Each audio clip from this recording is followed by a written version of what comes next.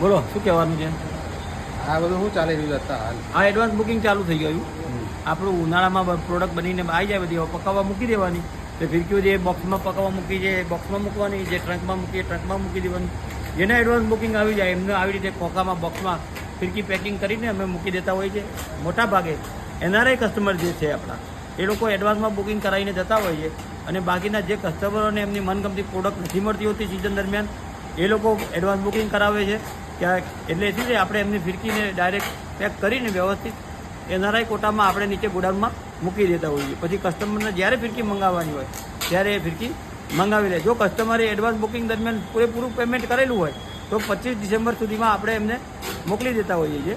અને જો પેમેન્ટ બાકી હોય તો 25 ડિસેમ્બરે ફોન કરી દઈએ કે ભાઈ તમારું 50% પેમેન્ટ આવેલું છે અને 50% પેમેન્ટ બાકી છે તો 50% પેમેન્ટ કરીને તમારી પ્રોડક્ટ મંગાવી લો. આ બધી જે ફેસિલિટી છે આપણા એનઆરઆઈ કસ્ટમર ગ્રુપના કસ્ટમરો માટે ખાસ છે. અને એ એટલા માટે આપણે આપીએ છીએ કે એમની મનગમતી પ્રોડક્ટો એમને મળી રહે. અને સિઝન દરમિયાન એકદમ પબ્લિકનો વધારો હોય છે ત્યારે એમને પરેશાન ના થવું પડે આપણા ગ્રુપ મેમ્બર્સને. એટલે આપણે ગ્રુપ મેમ્બરને પહેલાં જ ફિરકી આપી દેતા હોઈએ છીએ. એટલે ગ્રુપ મેમ્બરને મારો આગ્રહ છે કે 50% અથવા 100% પેમેન્ટ કરીને તમે એડવાન્સ બુકિંગ કરાવી રાખશો અથવા ડિલિવરી તમારી મંગાવી લેશો.